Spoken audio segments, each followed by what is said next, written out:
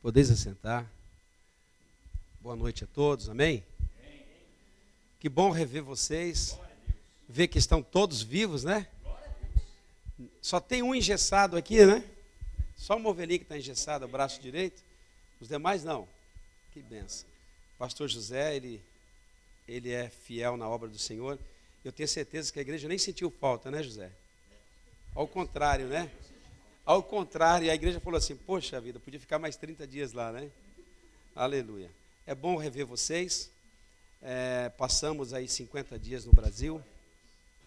Tem pessoas que perguntam, pastor, foi bom o seu passeio? Pastor, ele não passeia. Pastor não tem férias.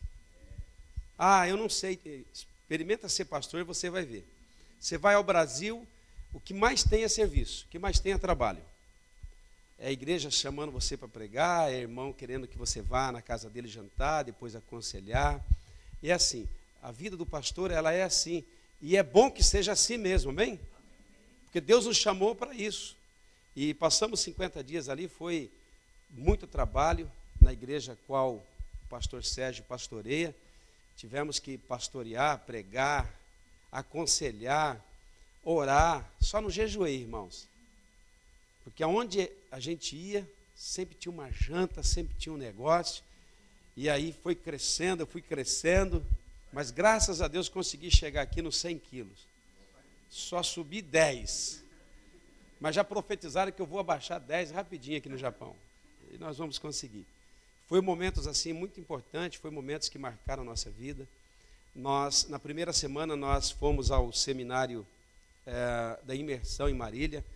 Foi uma semana super abençoada, de renovo, de palavras fortes, aquelas palavras que levam o pastor a refletir no seu ministério, leva a refletir na sua vida, leva ele a olhar e falar, puxa, eu preciso melhorar em muitas áreas da nossa vida. E foi um momento especial, o pastor Domingos Jardim, pastor da Igreja Batista Vida, nos recebeu muito bem. Passamos ali momentos realmente muito importantes, foi marcante, um divisor de água nas nossas vidas. E o maior período de tempo nós passamos em Londrina, porque é ali que a nossa família reside, e foi ali que nós andamos pregando em algumas igrejas, trabalhando em algumas igrejas. E uma coisa interessante que eu pude observar, querido, enquanto nós dormimos, o Brasil acorda. E você pode observar que no mundo todo, nós não conseguimos ver o mundo todo, nós conseguimos ver o nosso mundo, onde nós estamos. Mas Deus está trabalhando de uma forma super poderosa nas nações, em todos os lugares. Nós podemos ver jovens avivados pelo Espírito Santo, podemos ver igrejas sendo tocadas pela glória de Deus. Aonde nós fomos ministrar, Deus operou maravilhas, mas não porque nós estávamos ali, mas porque a igreja estava ali. Amém? E aonde a igreja está, ela é linda, ela é maravilhosa, ela cresce, ela é a noiva do Cordeiro, ela se move, ela é extraordinário o corpo de Cristo. Eu pude dizer isso na última igreja em Ourinhos, onde eu tive a oportunidade de trazer uma palavra. Eu disse a eles que a igreja ela não é fria, a igreja ela não é algo abstrato, a igreja ela é sólida, a igreja ela é real, ela é viva, ela se move sobre a face da terra. E Deus está fazendo coisas grandes. É bom você, de vez em quando, dar uma saída da sua esfera, do seu campo missionário, e visitar um campo missionário, e você vai ver que Deus está trabalhando, Deus está salvando, Deus está libertando, Deus está derramando o seu poder e a sua graça, amém? Só que nós temos que entender que tem muita coisa para ser feita ainda, nessa terra. A igreja ela está em toda parte do mundo, mas Deus ainda está falando para nós, tem muito para ser feito. Tem gente que está orando assim, Deus, volte logo, mas ninguém quer morrer para voltar logo. Porque para nós irmos para a Nova Jerusalém, precisamos deixar esse corpo físico. E o que eu mais vejo é pessoas querendo viver. Ou tem alguém aqui querendo morrer? Aqui tem? Lá eu vi bastante gente querendo viver. Gente dizendo, pastor, ora porque eu estou com câncer, quero ser curado. Pastor, ora porque eu estou com isso, eu preciso de cura. Querido, e eu queria, antes de nós ministrarmos uma palavra a você, dizer a importância de você ter um pastor. O pastor, ele é como médico. Ninguém vai ao médico porque está bom, ele vai ao médico porque está ruim, ele vai ao médico porque quer saber um diagnóstico da sua vida, não é isso? E um pastor, quando ele chega numa cidade, quando ele chega numa casa, ele é como médico. As pessoas olham para ele, esperando dele algo. E às vezes nós olhamos e falamos para as pessoas, não temos nada para te dar. Mas a verdade, quando nós estamos em Cristo, Cristo tem muito para nos dar, através de cada um de nós. Então, a igreja, ela não está preparada para subir aos céus. Por quê? Porque tem muita coisa para ser feita nessa terra. Tem muita vida para ser salva. Tem muita vida para ser liberta. Tem muita vida para ser curada. Tem muita vida para chegar, para se tornar membro do corpo de Cristo. Posso ouvir um amém?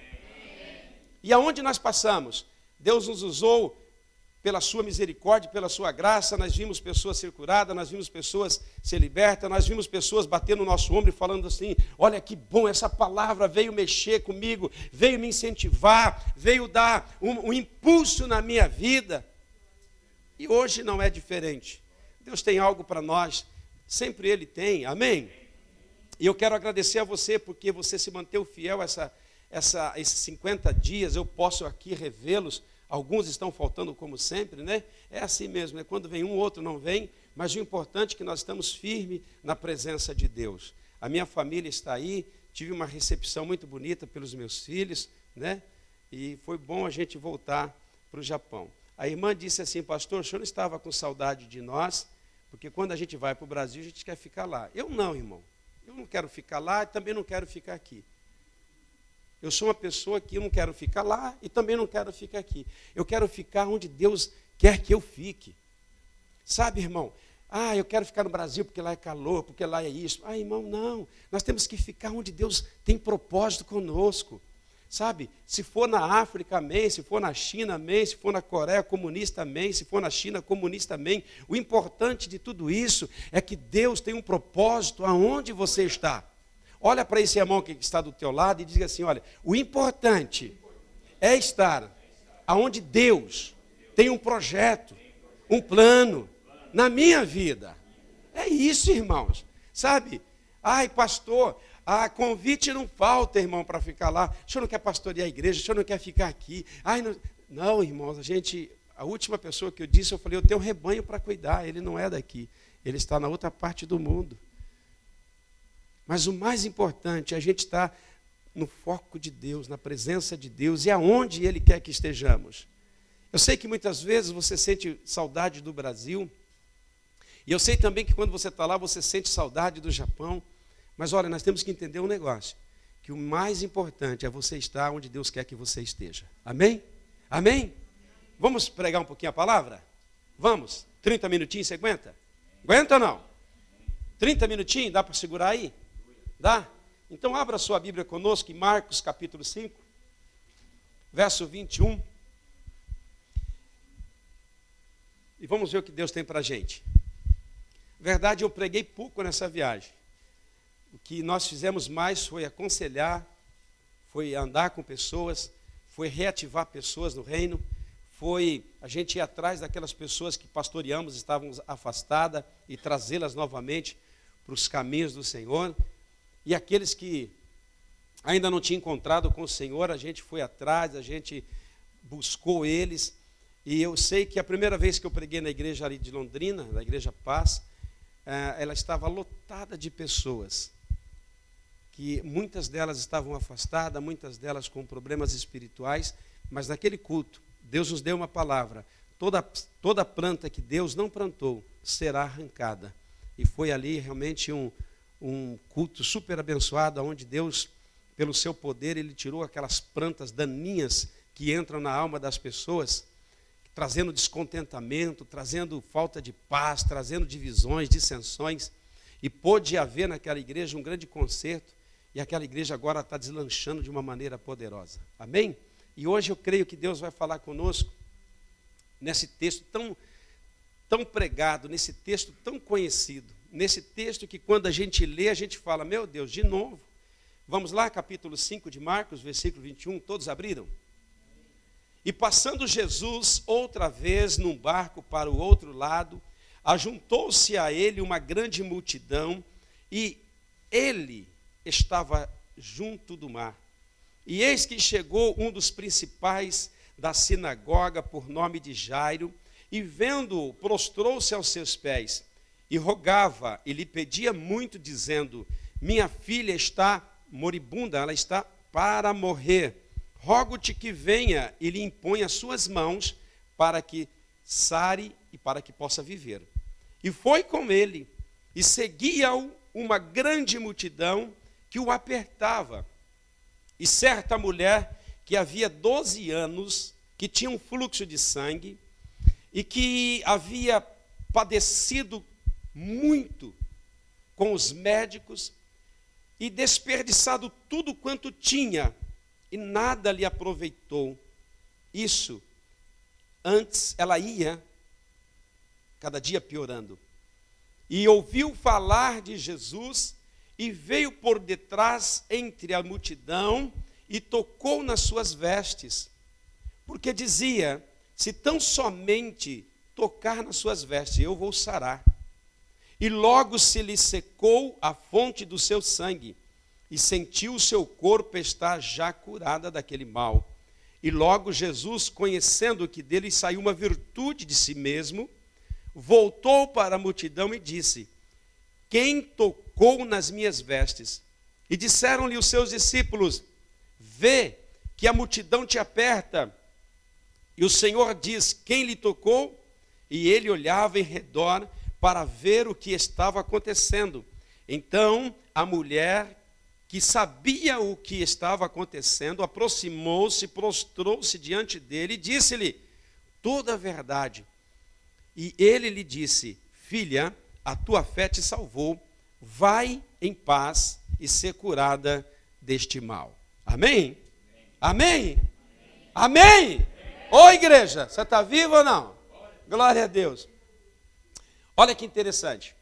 Quando você olha a Bíblia no Velho Testamento, no livro de Levíticos, capítulo de número 15, você vai ver Deus dando uma lei para os israelitas, através de Moisés. E era uma lei rígida. E essa lei dizia que qualquer pessoa que tivesse um fluxo saindo do seu corpo, ela não podia tocar em ninguém, ela não podia ser tocada, e aquela pessoa, naquele momento de ter o seu fluxo, e o fluxo de sangue, ele não é só uma mulher que tem, um homem também pode ter uma enfermidade. Eu conheci alguns homens que eles também tinham fluxo de sangue, não menstrual, mas eles tinham uma enfermidade.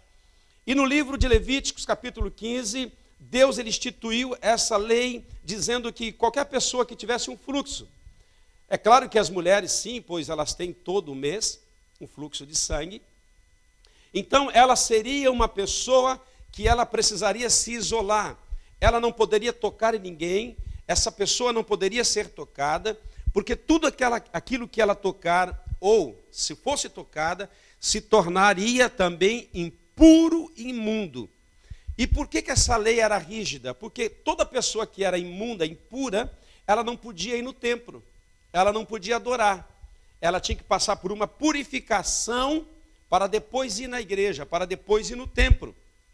Então, essa pessoa que tinha fluxo de sangue, se ela sentasse nessa cadeira, essa cadeira não poderia ser sentada por ninguém mais, essa cadeira seria também impura, ela teria que ser tirada daqui. Então, é por isso que, naquela época, todas as mulheres no seu ciclo menstrual, ela tinha que ser retirada da sociedade.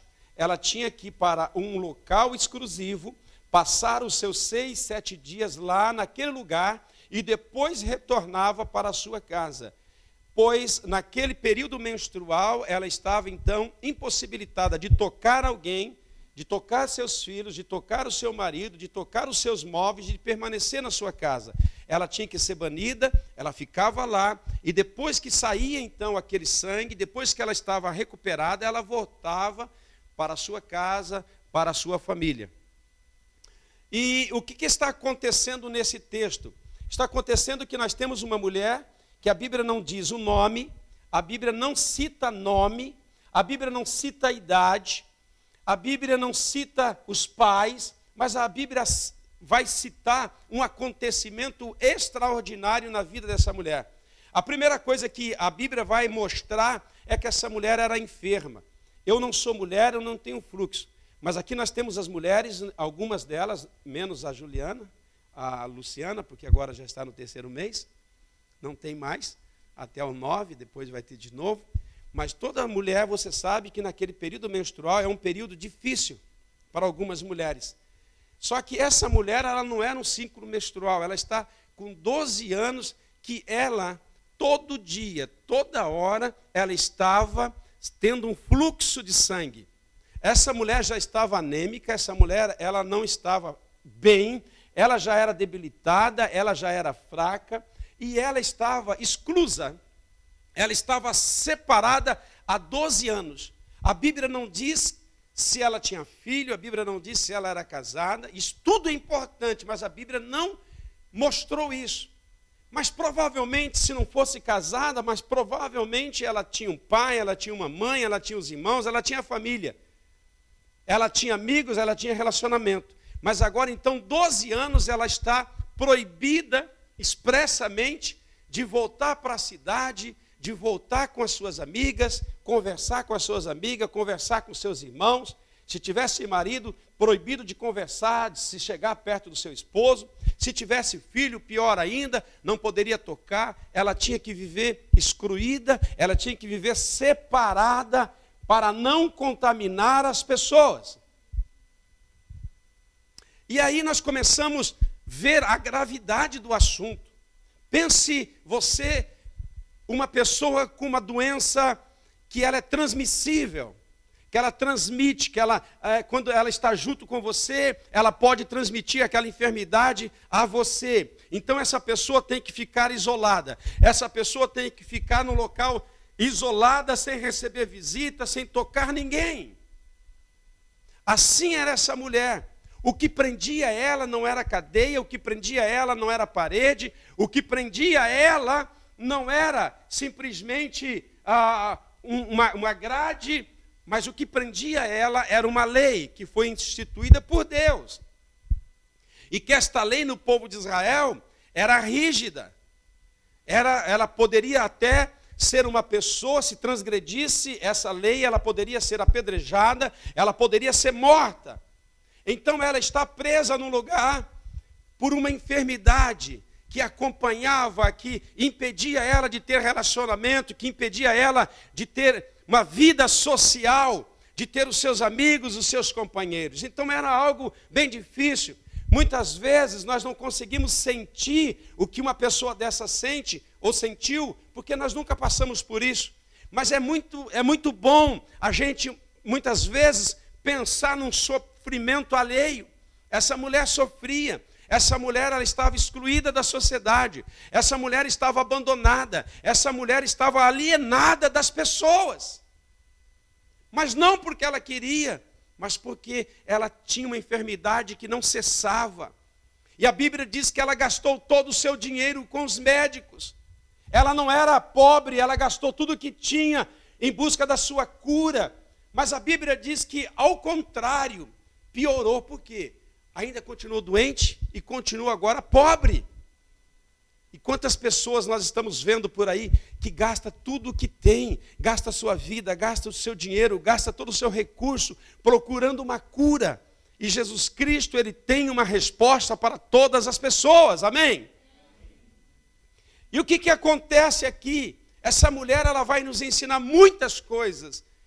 Mas hoje o José disse que para mim pregar, que vocês estavam cansados dele, e disse, pastor, prega, e eu fiquei na minha cama dormindo, porque eu estou no fuso, e quem está no fuso fica confuso.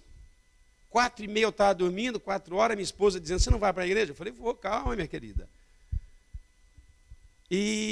Mas veio no meu coração uma palavra, e eu falei, Deus, eu quero compartilhar isso com a igreja, mas o Senhor precisa me ajudar, o Senhor precisa ministrar o meu coração para que eu possa transmitir à igreja. E eu vou tirar desse texto, entre muitos, entre vários, duas coisas muito importantes para a nossa caminhada e para a nossa jornada. Duas atitudes incríveis desta mulher que está aqui hoje para nos ajudar a caminhar, para nos ajudar a tomar atitudes, para nos ajudar a ser pessoas melhores em Cristo. E então ali nós vemos uma mulher que ela estava totalmente desesperada.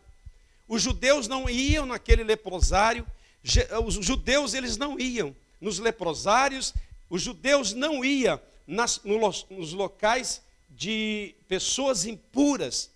Eles não iam pregar naqueles lugares. Para pregar naquele lugar, só poderia ser gadareno. Só poderia ser aquele gadareno que foi liberto daquela legião de demônio. Porque a Bíblia diz que o gadareno, ele visitou as Decápolis, ele visitou as 10 cidades circunvizinhas a Israel, e provavelmente ele ia dando o seu testemunho. Eu era uma pessoa possessa de demônios, mas encontrei Jesus Cristo e eu fui liberto. E provavelmente essa mulher, ela ouviu a palavra de Deus através dessas pessoas, os leprosos que foram curados. Porque quando você é leproso, irmão, e você é curado, você volta no leprosário, porque você sabe que Jesus pode curar pessoas. Amém? Amém? Quando você é salvo por Jesus, querido, você volta a estar junto com pessoas que não são salvas, porque você sabe que Jesus quer salvar aquelas pessoas. E provavelmente essa mulher, ela ouviu a palavra de Deus através de alguém que foi curado, de alguém que foi impactado pela presença de Deus. Deixa eu fazer uma pergunta para você. Você está impactando alguma vida com o seu testemunho? Ou você é mais um que está aí? Você está impactando as pessoas? Porque aqui nós estamos entre pessoas salvas por Cristo. E uma vez que você é salvo, e quando você está no meio daquele que não é salvo, brilha uma luz, a luz de Jesus que está em você. E provavelmente naquele lugar de pessoas escrusas, de pessoas separadas, de pessoas amarguradas, de pessoas tristes, de pessoas abandonadas, de pessoas que não poderiam ter uma vida social. Provavelmente alguém foi curado ali e alguém está pregando naquele lugar, alguém está sendo luz naquele lugar. Quando aquele homem gadareno foi liberto, ele olhou para Jesus e disse: Jesus, me deixa ir contigo. E Jesus disse: não, volta para a tua casa. Volta para os seus e diga o que eu fiz por vocês. Diga para eles o que eu fiz na sua vida. E provavelmente, não só ele, mas muitas pessoas que foram curadas, os cegos, os mudos, os paralíticos, sabe, irmãos, os leprosos, eles pregavam naqueles lugares para aquelas pessoas onde eles viviam, e Jesus ia salvando aquelas pessoas.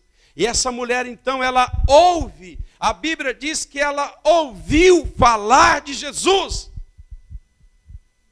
E quando ela ouve falar de Jesus, ela vai ter a primeira ação da sua vida. E eu quero começar por isso. A fé precisa de uma ação. A fé precisa de uma ação. A Bíblia diz em Romanos 10, capítulo 10, versículo 17. Ora, a fé, ela vem por ouvir e ouvir a palavra de Deus. A Bíblia nos mostra que existe um tipo de fé que vem da palavra de Deus. Essa mulher, ela ouviu falar de Jesus. A Bíblia diz que ela ouviu falar. E quando ela ouve falar, acontece um sobrenatural dentro dela chamada fé. Só que a fé, ela precisa de uma ação, porque a fé sem obra, ela é morta. Tem pessoas que dizem assim: eu tenho muita fé em Jesus, mas eu não faço nada. Eu tenho muita fé em Jesus, mas eu não sou aquela pessoa de fazer grandes coisas para Jesus. Eu quero dizer para você hoje, Jesus olhou em mim, hoje de manhã, hoje à tarde, e disse assim: olha, eu quero que você fale com a minha igreja a verdade. Porque sem a verdade não vai haver libertação. Sem verdade, ninguém vai aos céus. Querido, se a sua fé não tem feito você ter uma ação, você tem que rever a sua fé. Porque a Bíblia diz em Tiago, capítulo de número 2 e verso 26, porque assim como o corpo sem o espírito está morto, assim a fé sem a obra é morta. Sabe, querido, quando a fé de Deus cai no nosso coração, nós precisamos fazer alguma coisa com isso. A fé, ela traz uma mudança na nossa vida. A fé, ela nos renova. A fé, ela nos ressuscita. A fé nos torna pessoa diferente. A fé, ela gera em nós um desejo de mudança, um desejo de conquistar uma nova vida em Cristo. E o Tiago diz assim, o corpo sem o espírito é morto. Todo corpo que está andando por aí, ele tem um espírito de vida. Se tirar o espírito de vida, ele está morto. E ele diz assim, olha, da mesma maneira somos nós. Se nós temos fé, mas não temos obra, se nós temos fé e não fazemos nada, alguma coisa está errado. Então, quando a fé vem na nossa vida, através da palavra de Deus, nós precisamos de mudança.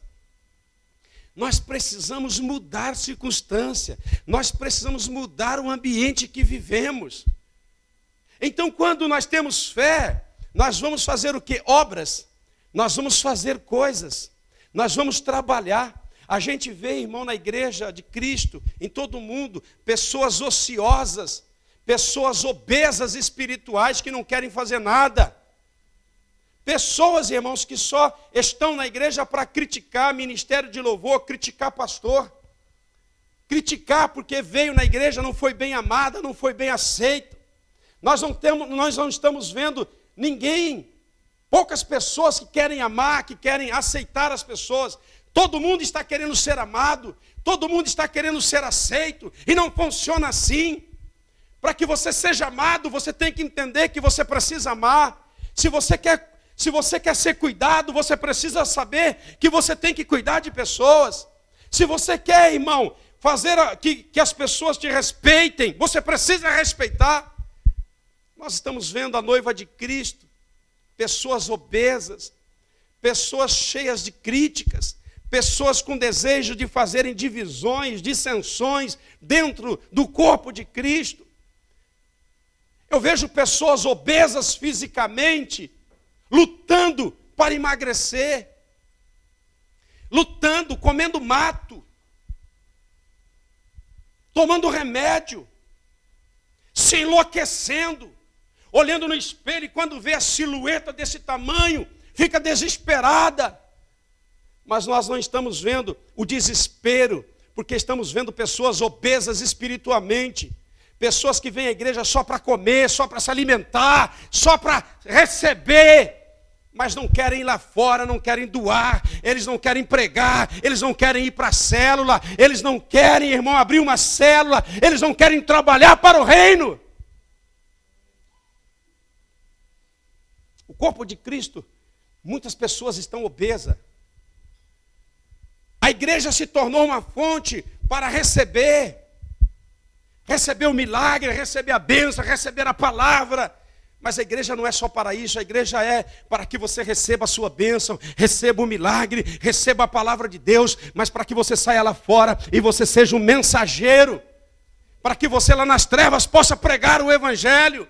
A Bíblia diz que essa mulher, ela ouve falar de Jesus e ela sai do recanto, ela sai do lugar que está, ela sai daquele local de exclusão, ela sai daquele local de pessoas abandonadas e ela diz, eu vou fazer algo para a minha vida mudar. Se você não fizer nada, sua vida não muda, seu ministério não muda, sua igreja não muda, ao contrário, tudo piora. Ela sai, só que ela não sai para dar um passeio, ela não sai para ver a família, ela não sai para visitar um ente querido, ela sai atrás de uma conquista, ela sai atrás de algo que ela mais desejava, que ela mais precisava. E a Bíblia diz que ela então se encontra com a multidão, porque Jesus era pregador de multidão.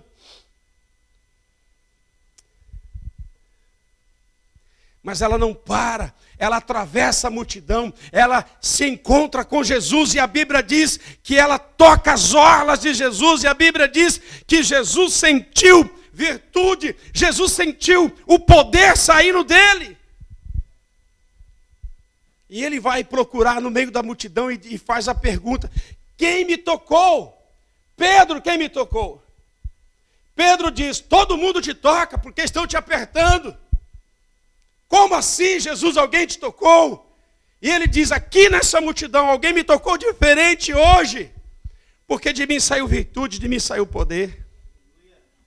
Sabe, querido, você pode estar no meio de uma multidão, mas você pode tocar Jesus diferente. Por isso que eu subo nessa tribuna aqui hoje para dizer para você, nós podemos fazer sempre melhor.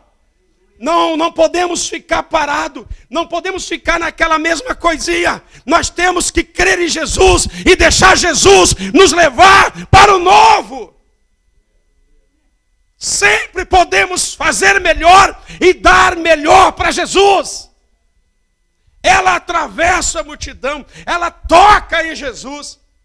E o próprio Jesus diz: nesse culto, alguém me adorou diferente. Alguém me tocou diferente. Alguém fez a diferença. Quem foi? Ela poderia se esquivar. Ela poderia fugir. Ela poderia sair quietinha. Por quê? Porque todo mundo conhecia. Todo mundo sabia que ela era enferma. Todo mundo sabia que ela tinha um fluxo. E todo mundo podia pegar uma pedra e matá-la. Mas ela se levanta no meio da multidão e diz tudo o que aconteceu. Provavelmente ela disse assim: sou eu que te toquei. Faz 12 anos que eu sofro de uma enfermidade. Pois a enfermidade maior, a dor maior daquela mulher, não era só o fluxo. A dor maior era viver isolada. A dor maior era viver abandonada. A dor maior era viver exclusa da sociedade. E ela diz assim: eu vivi 12 anos separada do meu povo de Israel. Mas ao tocar no Senhor, eu fui curado. A Bíblia diz que o sangue estancou imediatamente. Mas por que essa mulher foi curada? Porque a fé veio pelo ouvir de Jesus Cristo. E ela teve uma ação. Ela não ficou parada.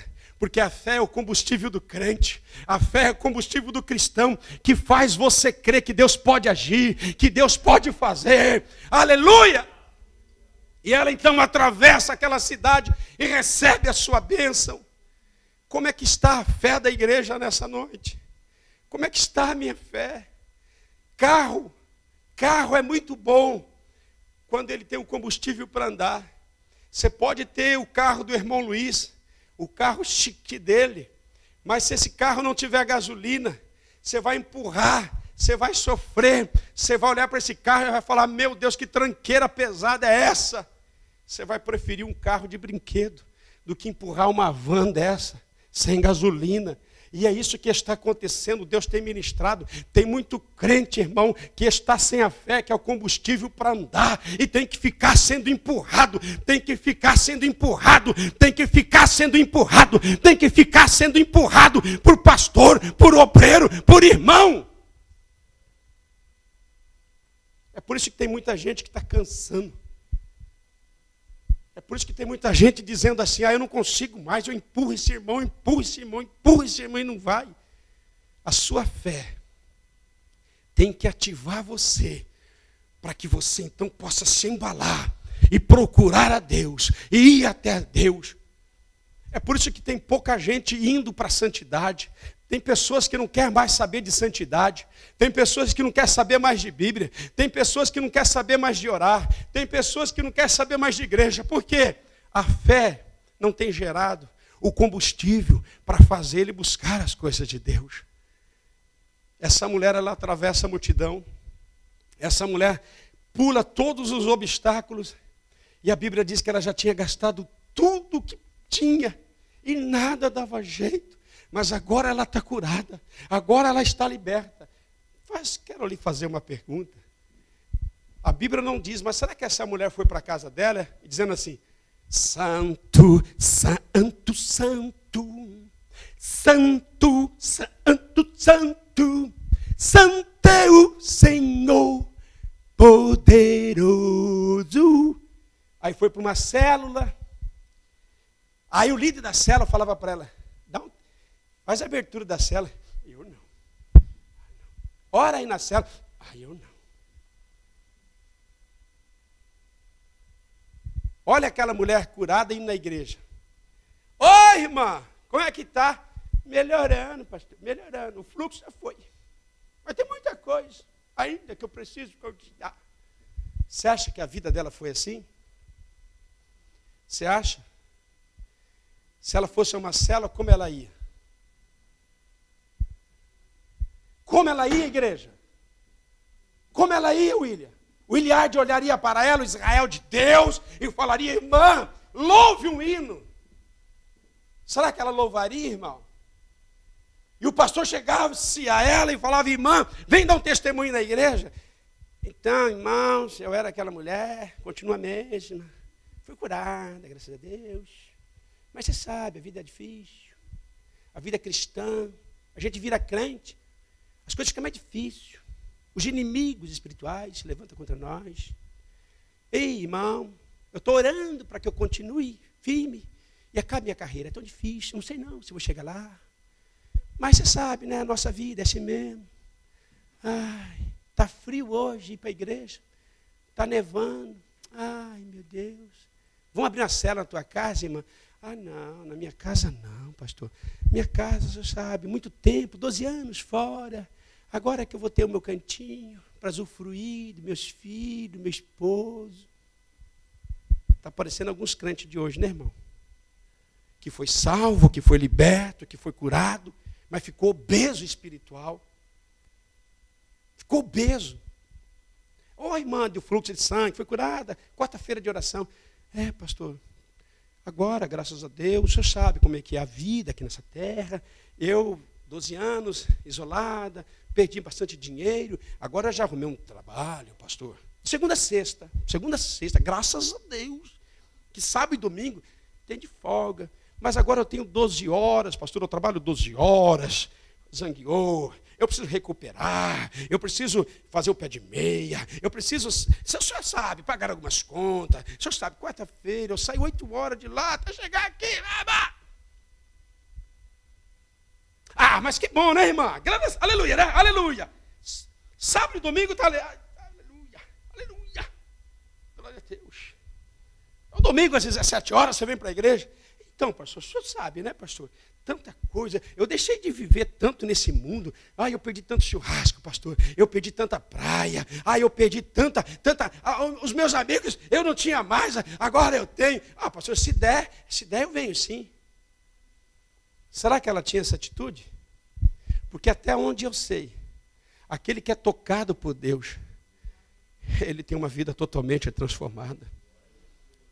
E eu estou olhando para você, eu acho que você já foi tocado por Deus. Mas muitas vezes a gente vai comendo tanto, porque quando você come, é por isso que nós temos um meio de comer e nós temos que desfazer de algumas coisas, porque senão seria explodir. Você explodir. Pum. Pum. Porque o que come nessa terra, se não tiver um meio de evacuação, nós estava perdido. Ainda bem que evacua só o que não serve. Mas tem crente que só come. Sabe tudo de Deus. Mas não quer fazer nada. Não quer trabalhar. Não quer testemunhar. Abrir célula. Meu Deus, célula é mais difícil. Já chega domingo, eu tenho que ir na igreja. Quarta-feira, sexta-feira também. Meu Deus do céu. É muito culto. Eu moro longe. Irmãos, isso chama preguiça espiritual. A Bíblia nos mostra que nós temos que fazer com que a nossa vida possa ser motivada pela fé. Nós temos que motivar as pessoas pela nossa fé. Nós temos que ter essa fé, irmão, borbulhando dentro de nós, a ponto de ela nos levar mais a Deus, mais próximos de Deus. Então a primeira coisa que ela nos ensina é que a fé, ela precisa de uma ação, ela precisa te mover. Porque o mundo está cheio daquelas pessoas que dizem, oh, glória a Deus, eu estou cheio de fé, mas não faço nada. Eu estou cheio de fé, mas não ganho ninguém para Jesus. Eu estou cheio de fé, mas não discipulo. Eu estou cheio de fé, mas não ponho a mão no bolso para ofertar e para dizimar. Eu estou cheio de fé, mas eu não tenho tempo para ensaiar. Eu não tenho tempo para vir à igreja.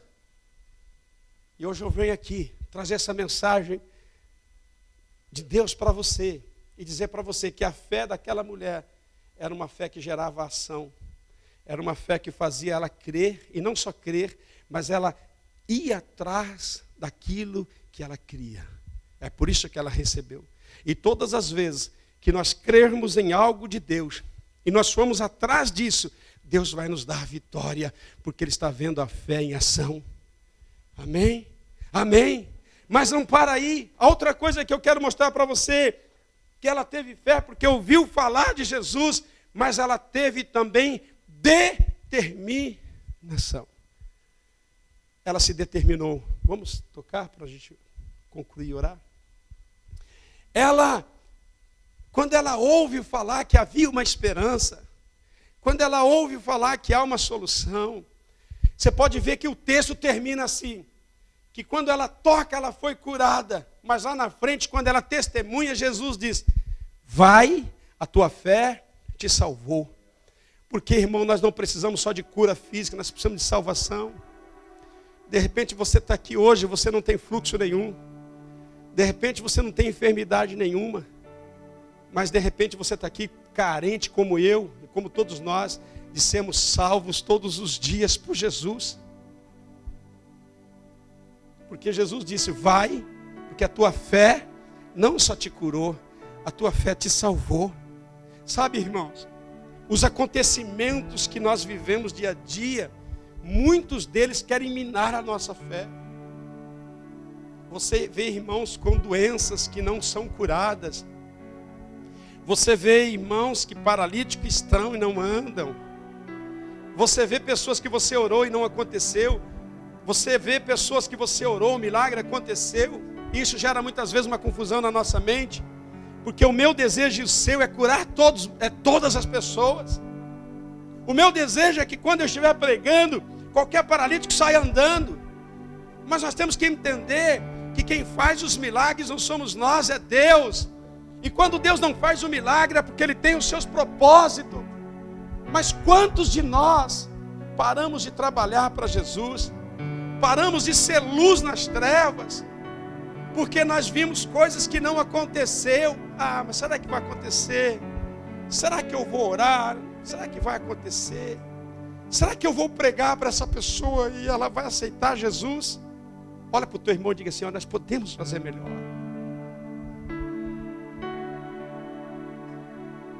Eu estava voltando para o Japão com a minha amiga Naomi, Eliana, Naomi, Hugueta. Levanta a mão, Naomi, deixa eu apresentar você. Fica de pé, você é muito pequenininha. Ó, Naomi, ó. Ela é especial, queridos. Irmã da Cláudia, da Sueli e do Laura. Aí, seja bem-vinda. Ela veio hoje e falou assim, vai ter culto hoje? Tem ceia hoje? Pensa numa crente, está aí, irmão. Pode sentar, Nath. E nós precisávamos trazer essa jovem. E quando eu fui para lá, estava lá, minha esposa disse, saiu elegibilidade. Falei, manda para cá. E mandou para lá, demorou 15 dias. Eu fiz a minha parte, eu falei, Deus, eu não posso ficar somente orando, eu tenho que, a fé tem que gerar uma ação. Eu fui numa agência, falei, olha, é isso, eu preciso desse visto. E só faltava 2 semanas para que eu voltasse. E eu tenho que levar essa jovem no dia que eu voltar, que era dia 27. Demos os papéis, demos entrada. E lá no meio da semana eu disse, bom, falei para minha esposa, vou deixar ela, porque não vai sair isso aqui. Tempo muito curto, só um milagre. Depois você vem e busca. E de repente eu estou lá, o meu irmão liga para mim e diz assim, ó, a mulher da agência está atrás de você. Eu falei, por que não liga para mim? Lá é uma confusão de você troca chip do telefone, você fica com 2 números, aquele rolo. E eu entrei em contato, ela falou, seu Carlos, Saiu o visto da sua cunhada, só que o visto ainda não chegou aqui. Vai chegar provavelmente na sexta. Aí eu falei, não, Vera, eu já resolvi deixar ela, porque talvez a gente não consiga passar. Ela falou, já agendei a passagem dela para o dia 27. Eu falei, como assim? Eu entrei em contato, eles falaram que não tinha passagem, o voo superlotado. Falou, eu já consegui. Ela vai com o Senhor dia 27. É só o Senhor passar aqui e acertar as passagens. Eu falei, nossa, Jesus. Mas nada disso tinha acontecido se eu não tivesse ido atrás daquilo que precisamos fazer. Sabe, irmão? As vidas não vão ser salvas mesmo se nós não formos até elas. Aí embarquei com essa jovem. A minha irmã preocupada, porque ela tem a mesma idade que eu, 52 anos, é uma mocinha. Como é que vai levar no banheiro? Eu falei, se preocupa não, filho. Eu levava no banheiro dos homens mesmo. Eu olhava assim, estava vazio, falava, vamos lá, Nath. Colocava ela lá e ficava lá com ela. Ela fazia lá a necessidade, nós saímos de lá. Ela estava no avião, ela falava assim para mim, quero fazer xixi. Lá vai nós para o avião. E ela é uma criança, ela não pode, ela cai, ela não é assim igual a gente. Eu tinha que entrar no avião, no banheiro do avião com ela, aquele negócio apertadinho. Entra aí, ela ficava assim. Ela fazia a necessidade dela, a gente saía. Mas o que Deus estava ensinando para mim? Sabe, irmão, nós temos que deixar um pouco essa malícia, nós temos que deixar um pouco essa cobiça. Nós temos que nos entregar mais para aquelas pessoas que precisam de nós. Sabe? Nós precisamos ser mais gente, nós precisamos ser mais gente, irmão. Porque nós nos tornamos tão espiritual que nós somos intocáveis. E as pessoas estão esperando um evangelho que as toque. O evangelho que vai tocá-las é o evangelho que está na sua vida. E Deus fez esse milagre, ela está aqui conosco. Preocupação se vai passar bem, porque ela é diabética, ela tem pressão alta, toma 15 remédios por dia. Será que eu vou dar remédio certo? Será que... E graças a Deus, Deus me deu sabedoria, né, Nath? Está viva, os remédios foram tomados no voo, não passou mal, está aí. Nós vemos a mão de Deus se estendendo na nossa vida. Mas muitas vezes você, Armando, muitas vezes você, Rina, muitas vezes você, Carlos, retém aquilo que Deus tem te dado. E quando eu e vocês retemos aquilo que Deus está nos dando a outras pessoas, nós estamos, irmãos, dizendo a elas, você não merece o céu. Essa mulher, a vida dela foi transformada. A Bíblia nos mostra que quando a fé cai no coração dela, ela se determina. E o que é determinação?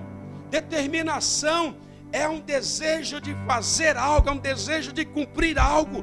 É algo que vem no seu coração e você diz, eu estou determinado, eu vou até o fim. É por isso que nós, irmãos, vivemos na igreja querendo o que é do outro. Eu estive numa igreja, eu preguei num sábado quando eu cheguei, eu sentei na igreja, eu vi o louvor tocando, eu falei, nossa, o pastor aqui chamou os irmãos profissional para cantar, porque o louvor, irmão, era tão bem cantado, tão bem tocado, que eu falei, nossa, esse povo é tudo profissional. E uma igrejinha desse tamanhozinho. Desse tamanhozinho a igrejinha, lotada, bufando de gente. Aí eu falei, ô pastor, quem é que é esses jovens que estão cantando? Quem é que é essa moça? Essa moça? Porque parece moça de CD, o que está acontecendo? Ele falou, não, são os adolescentes da igreja. Ah não, o louvor principal vai cantar no domingo. Não. Fui conversar com eles, eles falaram, não, é que nós queremos fazer melhor para Deus. Nós queremos dar o nosso melhor. Muitas vezes, irmãos, a gente não quer dar o melhor, a gente quer dar o que sobra. E o que sobra Deus não quer, Deus quer o seu melhor. Deus quer o seu melhor. E o seu melhor é o seu coração.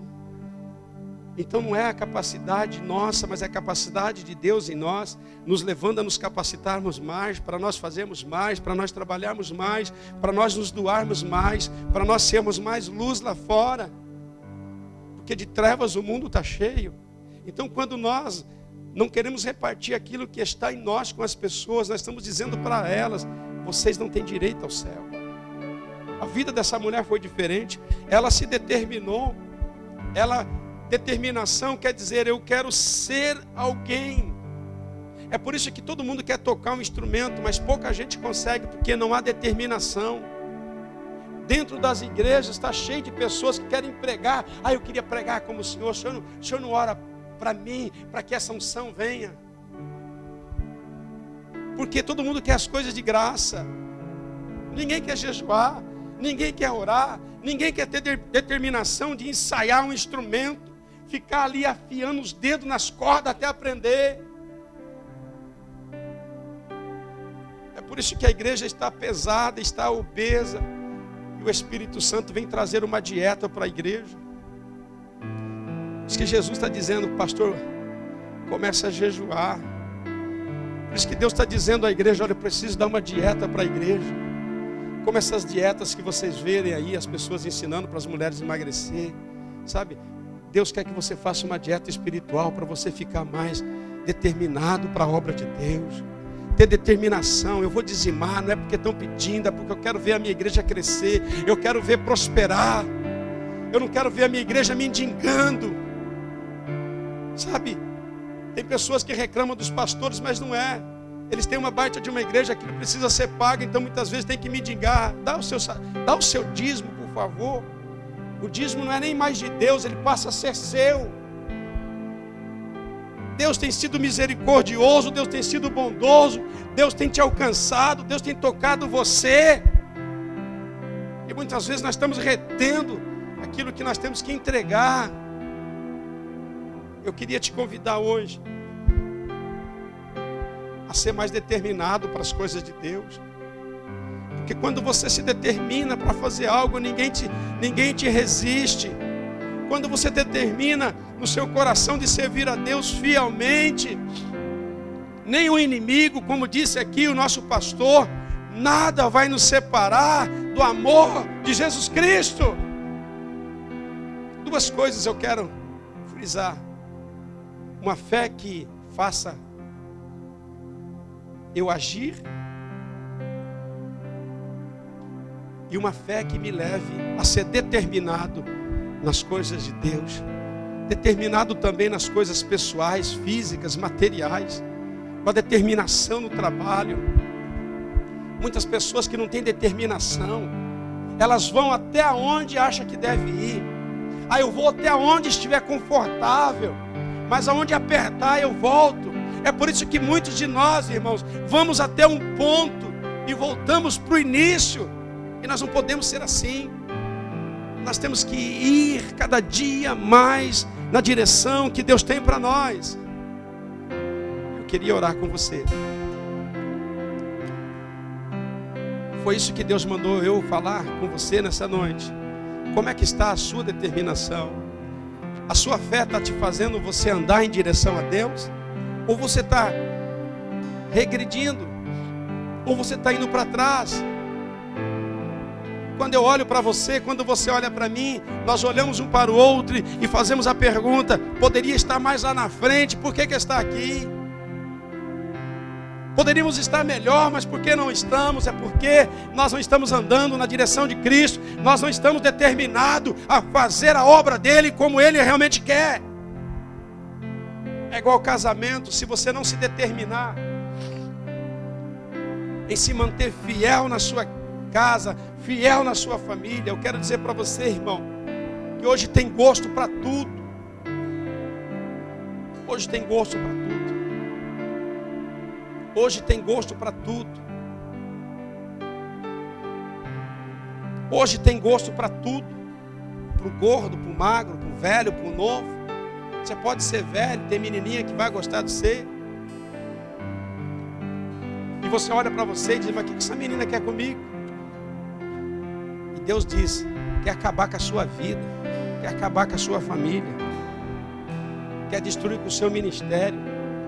O diabo nunca vai pôr coisa ruim na nossa caminhada, ele vai pôr coisa boa, coisa que a gente gosta, para ver se a gente cai no laço, para ver se a gente prende os nossos pés nas mãos do diabo.